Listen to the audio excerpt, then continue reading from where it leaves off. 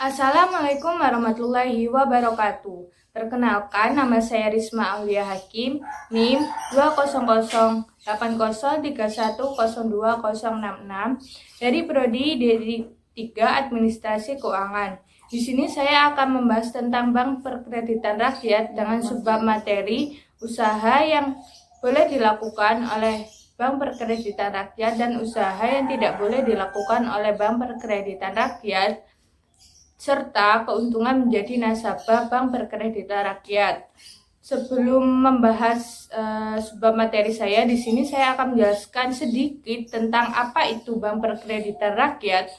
Bank Perkreditan Rakyat menurut Undang-Undang Nomor 10 Tahun 1998 merupakan badan usaha yang menjalankan kegiatan usaha secara konvensional atau berdasarkan prinsip syariah yang dalam kegiatannya tidak memberikan jasa lalu lintas pembayaran.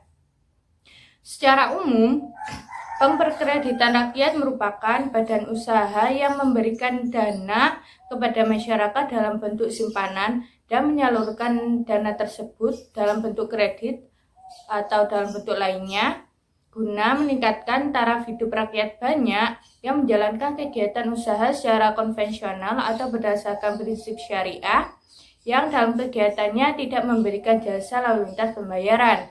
Dasar hukum Bank Perkreditan Rakyat merupakan yaitu Undang-Undang Nomor 10 Tahun 1998. Bank Perkreditan Rakyat merupakan salah satu jenis bank yang dikenal sebagai bank yang melayani kegiatan usaha mikro, kecil, dan menengah yang dekat dengan masyarakat yang membutuhkan.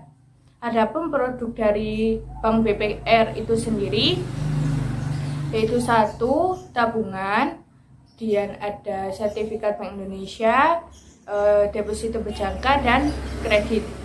Dan di sini ada contoh dari Bank Perkreditan Rakyat, yaitu ada Bank Desa, Lumbung Desa, Bank Pegawai, Badan Kredit Desa, dan masih banyak lagi yang lainnya. Nah, selanjutnya di sini saya akan menjelaskan subbab materi saya, yaitu tentang usaha yang boleh dilakukan oleh BPR dan usaha yang tidak boleh dilakukan oleh BPR, serta keuntungan menjadi nasabah BPR. Yang pertama, di sini saya akan menjelaskan tentang usaha yang boleh dilakukan oleh Bank Perkreditan Rakyat. Yang pertama, menghimpun dana dari masyarakat berupa simpanan dalam bentuk tabungan, deposito berjangka, atau yang dipersamakan dengan itu. Yang kedua, memberikan kredit. Memberikan kredit ini telah tertuang dalam Undang-Undang Nomor 7 Tahun 1992 Pasal 11 Ayat 2. Yang menjelaskan yaitu batas maksimum pemberian kredit sebesar 30% dari modal bank sesuai dengan prinsip Bank Indonesia. Yang ketiga, ada menyediakan pembiayaan bagi nasabah berdasarkan prinsip bagi hasil sesuai dengan ketentuan yang ditetapkan dalam peraturan pemerintah. Peraturan pemerintah ini terdapat dalam Peraturan Pemerintah Nomor 72 Tahun 1992, Pasal 2 dan Pasal 3. Pasal 2 berbunyi, prinsip bagi hasil berdasarkan syariat yang digunakan oleh bank berdasarkan prinsip bagi hasil dalam A. Menetapkan imbalan yang akan diberikan kepada masyarakat sehubungan dengan penggunaan atau pemanfaatan dana masyarakat yang dipercayakan kepadanya. B. Menetapkan imbalan yang akan diterima sehubungan dengan penyediaan dana kepada masyarakat dalam bentuk pembiayaan baik untuk keperluan investasi maupun modal kerja.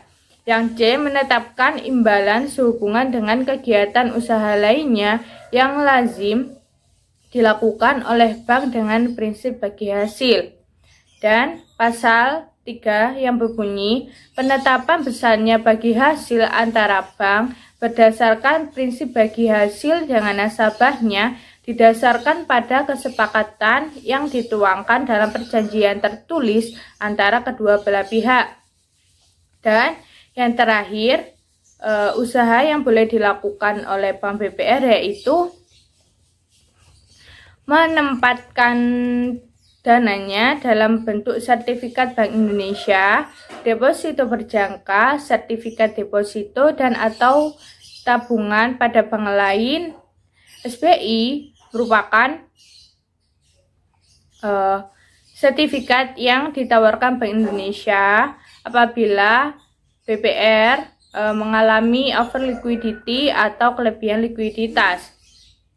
Dan sertifikat deposito ini diterbitkan dalam bentuk sertifikat yang tidak mengacu pada perseorangan maupun lembaga tertentu, sehingga Anda dapat memindahtangankan sertifikat deposito jenis ini kepada siapapun. Dalam pencairan bunganya kepada deposito jenis ini dapat dilakukan di muka, setiap bulan, ataupun saat jatuh tempo.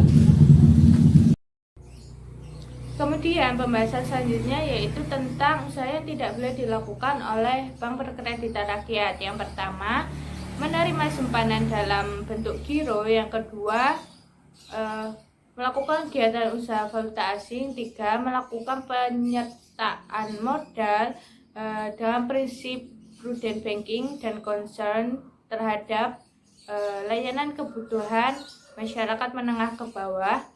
Kemudian ada melakukan kegiatan usaha perasuransian, dan yang terakhir melakukan kegiatan di luar kegiatan usaha yang sebagaimana telah disebutkan dalam usaha BPR. Dan pembahasan yang terakhir yaitu tentang keuntungan menjadi nasabah BPR. Yang pertama, jenis jaminan yang disyaratkan tidak sulit. Dalam BPR, jaminan atau agunan memang dijadikan salah satu syarat kredit, tetapi bukan berarti jaminan merupakan syarat utama yang menjadi pertimbangan pemberian kredit. Dan yang menjadi pertimbangan utama dalam menyetujui pinjaman adalah prospek usaha calon debitur. Oleh karena itu, jaminan yang diagunkan tidak harus liquid dan mudah dijual seperti surat-surat berharga, kendaraan bermotor, rumah, dan lain sebagainya. Kelebihan ini dapat dimanfaatkan bagi Anda yang ingin meminjam uang namun dengan syarat jaminan dan proses kredit yang lebih mudah dan cepat. Dan yang kedua, ada mengutamakan unsur kepercayaan. Bank Perkreditan Rakyat merupakan sebuah lembaga keuangan yang mengutamakan unsur saling percaya pada saat memutuskan untuk memberikan produk pinjaman kepada nasabah. BPR akan lebih mudah memberikan pinjaman pada nasabah yang sudah pernah meminjam sebelumnya. Hal ini terjadi karena adanya unsur percaya bahwa Anda yang telah memiliki reputasi baik akan tetap mempertahankan kelancaran kreditnya. Yang ketiga, memiliki sistem pemasaran yang baik. Dengan visinya untuk membantu pengembangan usaha mikro dan kecil menengah atau UMKM dari unsur modal, BPR selalu berusaha untuk menjangkau UMKM yang berada di pedesaan atau wilayah yang menjadi lingkup kerjanya. Karena BPR mempunyai wilayah kerja yang tidak seluas bank umum, maka pelayanan BPR akan lebih cepat dan langsung menyentuh kepada kebutuhan calon nasabah. Salah satu jenis pemasaran yang kerap dilakukan oleh BPR adalah sistem jemput bola dengan tujuan menjangkau para nasabah atau calon debitur yang merupakan pelaku usaha UMKM tersebut. Selain menggunakan sistem jemput bola untuk mencari calon debitur yang sedang membutuhkan pinjaman, sistem keliling pedesaan ini juga digunakan untuk mengumpulkan angsuran kredit dan tabungan.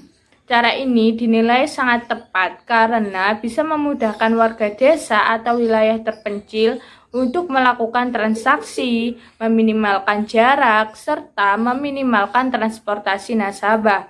Oleh karena itu, tidaklah salah bila BPR selalu mengutamakan perekonomian rakyat kecil dan menjadi penyelamat perekonomian Indonesia. Dan keuntungan yang terakhir yaitu pencairan dana cepat dan mudah. Karena tujuan pendirian Bank Perkreditan Rakyat untuk membantu permodalan usaha mikro dan kecil menengah, maka proses pencairan dana pada BPR bisa lebih cepat tanpa perlu prosedur